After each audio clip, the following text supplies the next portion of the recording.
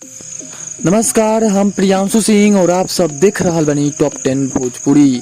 और आज आप सबके बीच में लेकर आ गई बनी 13 तारीख के शाम के 3 बड़ी खबर जो जुड़ल बटे पावर स्टार पवन सिंह जी, दबंग स्टार खेसारी लाल यादव जी, वहीं पे युवा स्टार धनंजय धड़कन के तरफ से। तो वीडियो के शुरू से लेकर अंत तक देखत रही। वहीं बढ़ जाओ सबसे पहल का खबर की ओर। तो सबसे पहल का खबर निकल के आ रहा बटे पावर स्टार पवन सिंह जी के तरफ से। जी आप सबके बता दी कि पावर स्टार पवन सिंह जी के फिल्म स्वाभिमान जो फिल्म बटे एकर पोस्ट प्रोडक्शन और एडिटिंग के काम बहुत ही जोरों शोरों से चल रहा बाटे। जी आप सबके बता दी कि फिल्म बहुत बड़ा बजट वाला फिल्म रहे और एकर जो पोस्ट प्रोडक्शन के काम बटे बहुत ही तेजी से कल जा रहा बा, काहे कि बहुत जल्द आप सबके बीच में ये फिल्म रिलीज होके वाला बाटे। वहीं आप सबके बता दी कि पावर स्टार पवन सिंह जी आज से एक सप्ताह पहले एक फिल्म के साइन के रहन जो फिल्म के नाम बटे सपेरा 2। जो सपेरा 2 फिल्म बटे एकर शूटिंग बहुत ही जल्द स्टार्ट होके वाला बाटे और पावर स्टार पवन सिंह जी सबसे पहले ये फिल्म के शूटिंग स्टार्ट कर दिए। जैसे ही पावर स्टार पवन सिंह जी अपन घर आरा से निकली हैं, ये फिल्म के शूटिंग में उ लग जाइए। वहीं बढ़ल जाओ दूसरा खबर की ओर। तो दूसरा खबर निकल के आ रहा बटे दबंग स्टार खेसारी लाल यादव जी के तरफ से।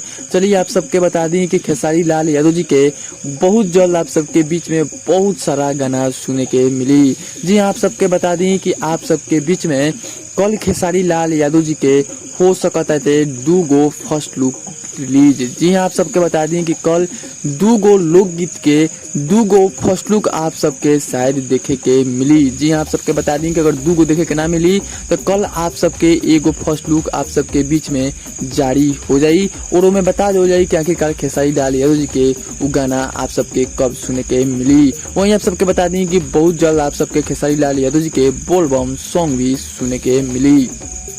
वहीं बढ़ जाओ तीसरा और आखिरी खबर की ओर। तो तीसरा और आखिरी खबर निकल के आ रहा बटे धनंजय धड़कन के तरफ से।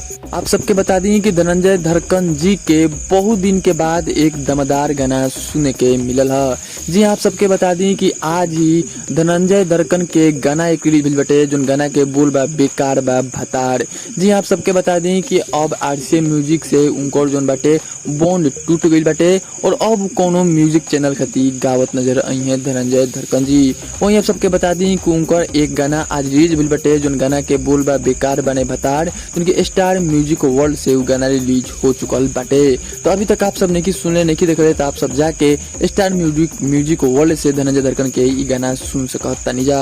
और कमेंट बॉक्स में आप सब जरूर बताएं कि आज के शाम के तीनों खबर में से सबसे अच्छा खबर के का लागल। जय हिंद।